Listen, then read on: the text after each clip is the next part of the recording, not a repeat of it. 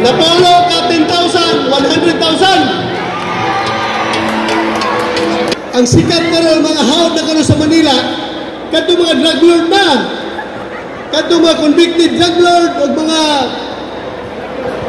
mga nagtago kaniadto, mga drug protector, convicted nga drug trafficker, mga dating NPA. Mao na gipaminaw karon sa Manila, mo ilang ginasulod. Ngano? Gigamit nila ng mga NPA para gubaon si Inday Sara. Para dili mamahimong presidente sa 2028. Apan nasayop sila. Kay bisan kung saan nila gubang ang Vice President Inday Sara, nasamot o kasuko ang mga tao sa ilaha. Nakasabot ang tao kung sa ilang gihimo. Busa dili nila magguba. Bisan kung saan nila. Dili na magguba ang pangalan sa Duterte. Ito si Gilanday, ayaw kagool. Ayaw kagool. Kung kanang mga tambalos-los diha, kanang mga buaya diha, gitabangan ta, ang taong bayan nagpaluyo ka nato. Diba? Ang taong bayan suko na kayo. Busa, sabi ko, ayaw pagpakita dahil nga naluya ka. Pag-isog diha, nara ko di sa kilid ni mo. Pag-isog diha dahil. Ayaw pakita naluya ka, kung maluya ka, mawala ang nagpaglaom ang Pilipino. Ang ordinaryong Pilipino, mawala ang nagpaglaom. Kung sa mga itong nabuhian siya, nakusgan siya balik. Ayaw pangiluya dahil, fight na, fight, balag. Kita na lang mabilin. Importante, we have to fight for what is right. We have to fight what is good for the Filipino people. Diba? Kaya kung walay bigong, walay bato. Diba? Narigo, kita rin. Iyay, nakita ni. Nakita na ninyo ang inyong mga uyang nilito. Ha? Ano mo? Ganun ko yung mga kras. Kaya wag sila nagbalong ng kras. Kaya hindi mo sila. Ha? Kita ninyo? Ako kanyato na ako'y crush diyan sa nasyonal. Crush kaya mo, guwapa ka ito. Sa Santa Cruz ko mo eskwela, pero mo-absent lang ko. At ako bigos, kaya mutabang sa kong inahan diyan sa palengke. Sa isdaan, tinag-tinag isda, mutabang ko. Para silip-silip ko sa kural sa nasyonal ba? Ang kural, ito na kong crush ko, guwapa kayo. Pero nadugay, natumpoy man daw. Wala kong padayong panguyab, tumboy man daw. Sayang. Pero, sige lang, hatong kero, isang kibalo, mag-crush na ko siya.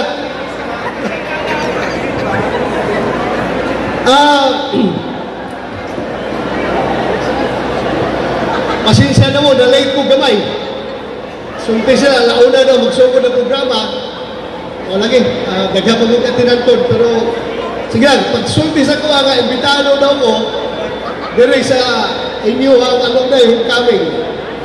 Nalikamot yung kong biyahe na makauli kong Davao para maka-attend dire. Tungod kay balo lang ko. Kini nga event, importante kayo ni. Dili lang sa inyo ha. Dili ka na pagtana kundi sa eskwelahan. Kung din kita, dunay utang kabubuton. Tungod kay, kung dili sa ating eskwelahan, dili ta mamahimong kinsa kita karon. Di ba? Yes! Good! Isa na mga taon, ako anak ng tricycle driver. Ako aman, tricycle driver, biyahe pa to. Ay ko didikos, balik-balik.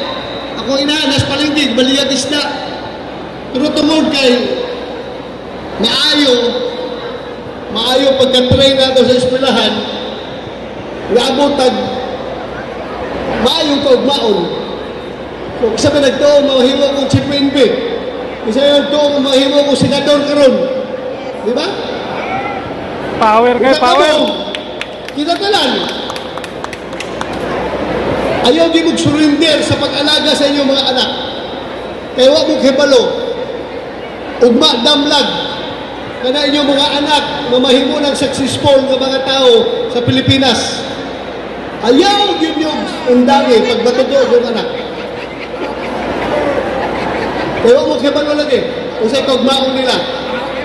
Ang akong ginigala kaya ito, bisa pagwa may walay pait kayo. Umuhirong tunginan, bahalag wa kay balon dong. Eskwela lang dong. Kaya importante kayo na sa doa. Kagmaon ni mo, nagadepende sa iyong pag-eskwela. Pag dili makadrive og tricycle akong amahan, kawalay, di makapalit bugas. Pagkaugma, musulod ko eskwelahan, way balon. Nga, wa pag ipamilite. Gikan sa bato, baktas ko kayo Santa Cruz, 8 kilometro. Paingon, nagpabalik, 8 kilometro na po, pagkahapon. Nga, pait pa yun, ngay, ang chinilas sa palit sa kong inahan, diya sa palengke. Spartan, isang ka pair, 1 pair only. Nga, duha may akong igsoon mag-eskwela. Ako manghod. Ang isa ka pair, tunga mi. Ang tuong nga chinilas ako, ang wala nga chinilas sa iyaha. Baktas, tayo Santa Cruz. Pabalik. Pagkaugma, baylo na po mi. Ang wala nga chinilas na po ako, ang tuong iyaha. Para dili kay kulatado at lapa-lapa o baktas. So inala kapait na kinabuhay, apan. Tungod kaya wala mo surrender ang ginikanan, nakabot na yun nato ang kwan, ang kinsang kita karon. So magpasalamat ta. Kamo ayaw nyo lagi mag-surrender sa inyong mga anak. Ayaw mag-undang. Ilabi na sa pagbantay sa ilaha.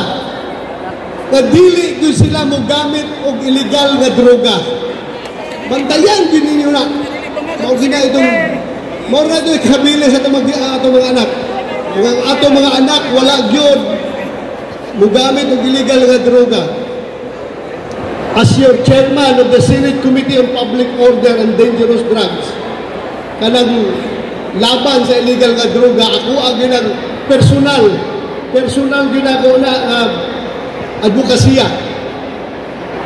Mautong, bisa kung saan nila huraw-huraw karon mga taga Manila, kanang mga disente kuno nga mga tao sa Manila, mga kalaban nato sa politika, nga nasutok kang Pangulong Duterte, sa panahon niya kaniadto nasuko gudkaron na ning kamot nga pasudlon yun nila ang ICC kanang International Criminal Court para mag-imbestiga kuno sa crimes against humanity. Wa mo kuyapi sa may crimes against humanity anak masudlon yun nila tungod kay gusto sila mo balos. Kami ni President Duterte among gihimo tong war on drugs. Dili para kami mudato. Dili para kami makwartahan.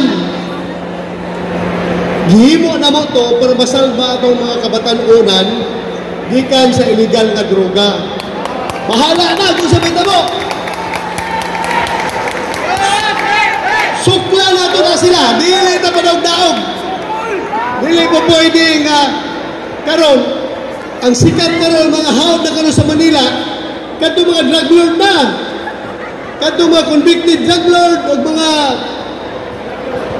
mga nagtago kaniadto mga drug protector convicted nga drug trafficker mga dating NPA mao na gipaminaw karon sa Manila mo ilang ginasulod ngano gigamit nila ng mga NPA para gubaon si Inday Sara para dili mamahimong presidente sa 2028 apan nasayop sila kay bisan kung saan nila guba ang Vice President Inday Sara nasamot o kasuko ang mga tao sa ilaha nakasabot ang tao kung sa ilang gihimo kung sa dili nila magguba bisan kung saan nila dili na magguba ang pangalan sa Duterte o iyang mga aliado. Bisa pa kung saan nila. Busa, gigamit nilang NPA in return. Unsay balos na anak. Gamitan lang na eh. Gigamit sa Kongreso kana mga NPA para gubaon si Inday Sara. Unsay Usay balos. Gamiton po sa mga komunista nga naa karon sa Kongreso ang sinaang Kongreso para makapalusot silang mga legislation, mga balaod nga pabor sa CPP, NPA, NDF. Mao na klarong istorya niya. So asa mo paingon atong gobyerno? Luoy kaayo.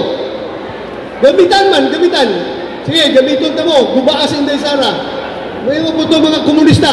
Sige, gamitan mi. Pero palusot po niya mo ang mga balaod dire nga mo pabor sa mga komunista. Tanawa, asa mo kakakitag? Komunista mag-imbestiga sa confidential fund. Diba? Asa man gigamit ang confidential fund?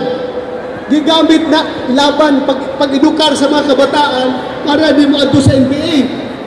Karon, kisa may makinabang anak karon kung nabulabog ng confidential fund, ang mga NPA, dalawa karon, mabalik na po na problema daw sa NPA, imbis na wala na na, mabalik na po na. Musa kita, dili kita magpaloko. Dili kita magpaloko sila. Ako, bisag mo yung ko, mag-istorya si Inday Sara, mag-istorya aming duha. Labi na katong dito sa ospital, sa Bitiras Memorial Hospital. Yung siya nga, Sir, wak naman ko'y masaligan, murag, usan naman eh. Murag, itabangan naman dahil sa tanan mga tao. Ako sige lang dahil, ayaw kagool. Kung kanang mga tambalos-los diha, kanang mga buaya diha, itabangan ta, ang taong bayan nagpaluyo ka nato. Di ba? Ang taong bayan suko na kayo, busa, sabi ko, ayaw pagpakita dahil nga naluya ka. Paghisog diha, nara ko di sa kilid di mo, paghisog diha dahil, ayaw pakita naluya ka, kung maluya ka, mawala ang nagpaglaom ang Pilipino. Ang ordinaryong Pilipino, mawala ang paglaom. Kung sa mga itong nabuhian siya, nakusgan siya balik, ayaw pag-iluya dahil, fight. Balag, kita nalang mabilin.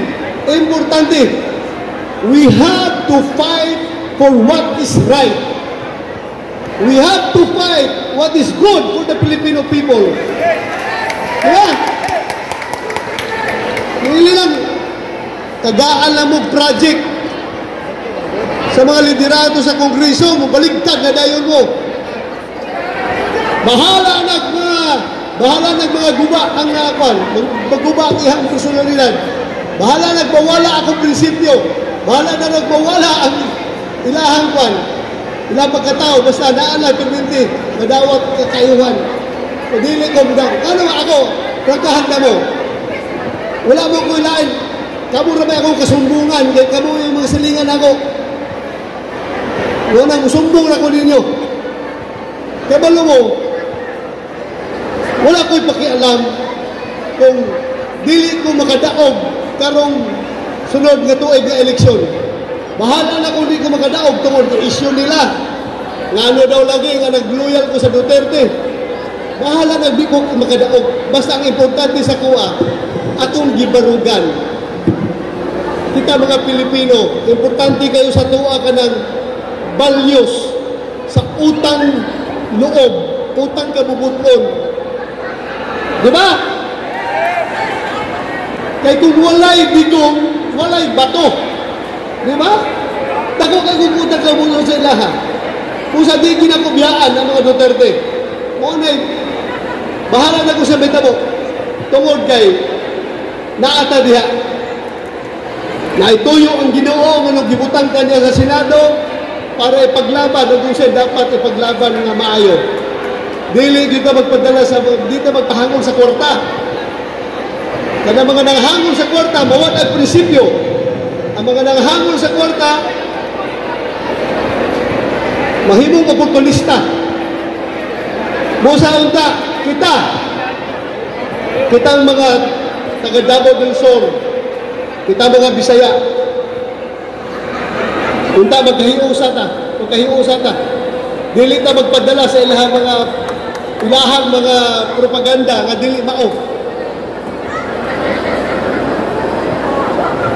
Tama na siguro ito, no? Nakasumbong naman ko sa inyo. Kasumbong naman ko sa iyo, tama na to. Sige, ulang kumunaog. Asa mo itong tambyulo ninyo? May sakad tambyulo. Bubulong mo, napulong numero.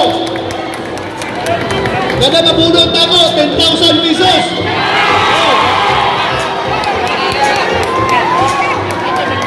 Balik, napulong ka 10,000, 100,000.